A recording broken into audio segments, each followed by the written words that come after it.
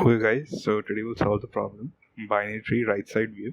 So the question says given the root of a binary tree, imagine yourself standing on the right side of it and return the values of the nodes you can see ordered from top to bottom. Okay, so we're gonna solve the right side view today, but also I'll be explaining the left side view because they're pretty much the same. With just one minimal change in it in the code, and we'll get the left side view of it. So yeah, so what we need to do in this is we're given a code like this. So I'll visualize it over here. 6 and 7. Okay, so if you're given something like this and this, okay, these two.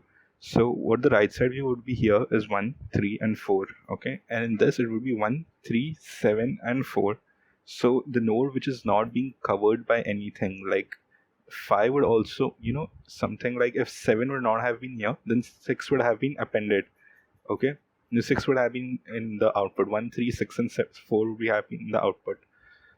Okay, or so if you have something like this 8, 9, yeah, in this case then 4 is being covered by these two nodes, but and 8 is being covered by 9, but 9 is visible to us from the right side, so 1, 3, 7, and 9 will be output as the answer in this case. Okay, so how do we code this? I'll code and show it to you guys.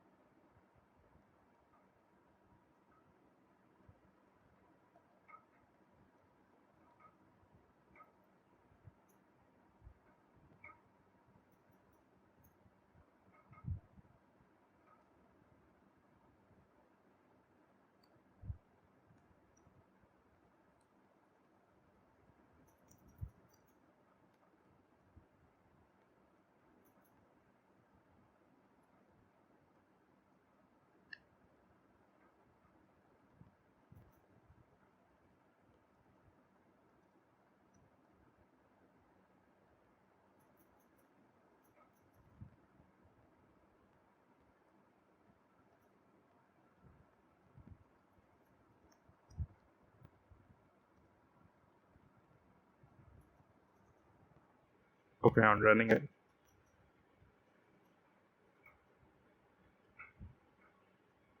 Yeah, and submitting it. Yeah, submitted. Okay, so yeah, what we're doing here is, so we have a queue in which we appended 1, the root node. Okay, then we have level values, the values list, which will have each, this values list will contain each level values list. So each level, so 1 will have its own list, level 1 will have its own list, 2 and 3 are in level 2, they'll have their own list, and level 3, 5, and 4 will be in one level, they'll have their own list. And all of these levels which have their own list will be appended to the values list. Okay, so level values.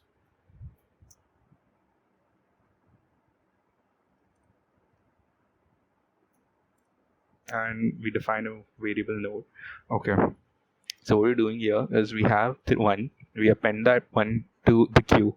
Okay, now, and this queue is a data structure queue which follows the first in first out principle. So we have the queue. Now we check if the queue is empty. It's not. We create a new level values list for it. Now we check the length of the level values list. We check the length of the queue, sorry. So the length of the queue is 1. Okay.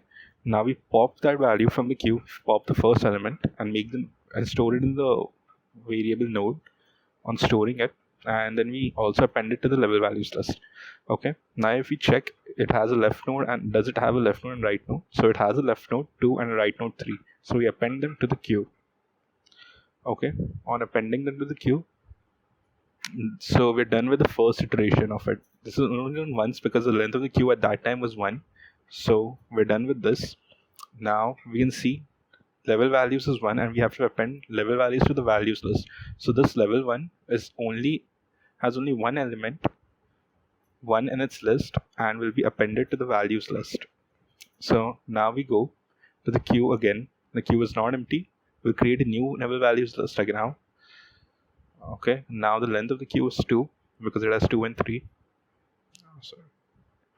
No, 2 and 3. 2, yeah. Now we pop 2 and store it over here. Now we check if 2 has a left node and a right node. So 2 has a right node, not a left node. So we append that to the list. So 5 is appended. Okay. Now since 5 is appended, since 5 is appended, now we go to the second iteration of this. Okay. In the second iteration, we pop 3 from here and we store it in the node. And 2 is also appended to the level values list. Okay. Now we check if 3 has left node and right node. So 3 has 4 as a right node.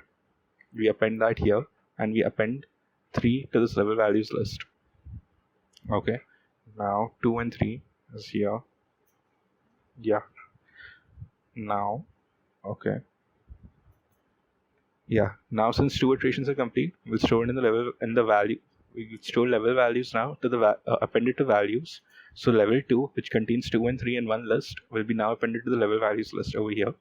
And now we go to 5 and 4. Since they both, that also happened 2 iterations, and since 5 and 4 don't have any left node and right node, they both will be appended to the list like this only, 5 and 4.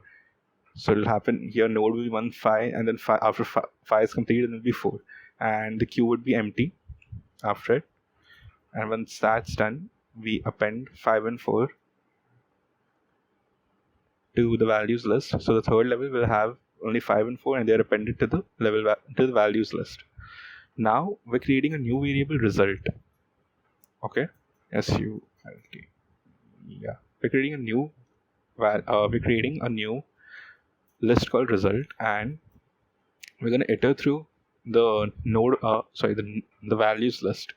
Okay. So for I in range length of values, so whatever the length of the values, so the length of values is 3 over here. Okay, so it has 3 elements, so 3.